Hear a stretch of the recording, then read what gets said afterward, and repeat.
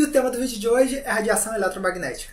Vocês já devem ter ouvido falar sobre isso em algum filme, um seriado, ou até mesmo uma teoria da conspiração. Mas o que é isso? A radiação eletromagnética inclui coisas como a luz visível, o raio-x e até o sinal do nosso celular. Mas por que o raio-x faz mal para a saúde e a luz visível não, se é tudo a mesma coisa? Bom, para entender melhor isso, a gente primeiro precisa saber o que é a radiação eletromagnética. A radiação eletromagnética é composta por um campo elétrico e um campo magnético perpendiculares e oscilantes. As oscilações desses campos formam ondas. O comprimento de onda é a distância entre dois picos. Se a gente olhar para a fórmula de energia da radiação eletromagnética, a gente percebe que quanto menor o comprimento de onda, maior vai ser a energia. Ou seja, quanto mais próximos esses picos forem, maior vai ser a energia dessa radiação. As radiações de maior energia, como os raios gama, os raios X e parte do ultravioleta, também são chamadas de radiações ionizantes. Elas têm esse nome porque são capazes de quebrar ligações químicas e arrancar elétrons de moléculas. O problema disso é que essa radiação também ataca o DNA, e quando isso acontece pode causar mutações na célula. Não esse tipo de mutação, esse aqui.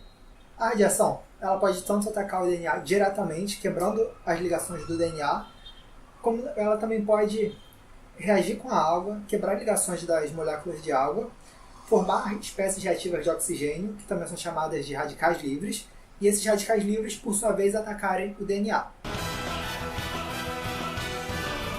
E esses danos no DNA vão causar mutações. Dependendo das mutações que são causadas, essa célula pode virar uma célula cancerígena. Se a gente aumenta um pouco mais o comprimento de onda dessa radiação, a gente chega no espectro visível.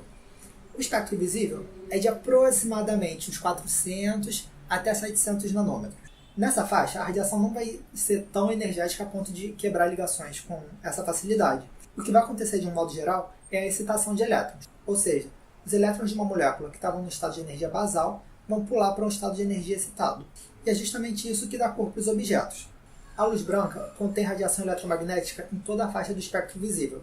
Se a gente iluminar um objeto com essa luz e esse objeto refletir toda a luz que a gente incide nele, ele vai ser branco.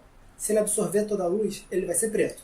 E se ele absorver comprimentos de onda específicos do espectro visível, a cor que a gente vai enxergar esse objeto vai ser a combinação de todas as cores refletidas. Agora, esse elétron que a gente excitou, quando ele volta para o estado basal, geralmente ele vai emitir radiação no espectro do infravermelho. O infravermelho é o sinal que o nosso controle remoto emite para a TV. Bom, essa maçã, vocês imaginem que seja um oxigênio e o limão um hidrogênio. Aqui, então, vocês vão ter uma molécula de água. A radiação infravermelha ela vai aumentar a vibração de ligações químicas. Esse aumento vibracional pode acontecer de diversas formas. E ele nada mais é do que um movimento nas ligações. Ou seja, a molécula está se mexendo. E essa agitação vai causar um aumento de temperatura no sistema.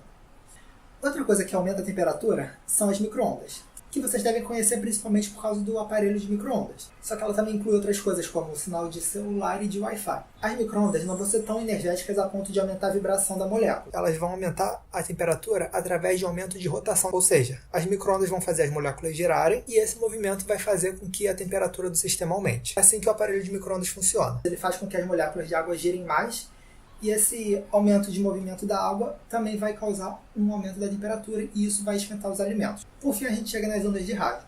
Elas são, como o nome já diz, usadas no sinal de rádio, mas também são bastante importantes em pesquisas espaciais.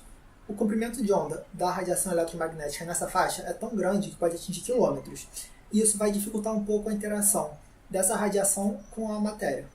Bom, pessoal, espero que com esse vídeo vocês tenham conseguido entender um pouco melhor o que é a radiação eletromagnética e que, apesar desse nome, ela não é tão perigosa quanto parece. Se vocês gostaram do vídeo, deixa um gostei embaixo, se inscreve no canal e se ficaram com alguma dúvida, podem perguntar nos comentários. Tá bom, pessoal, é isso aí, valeu!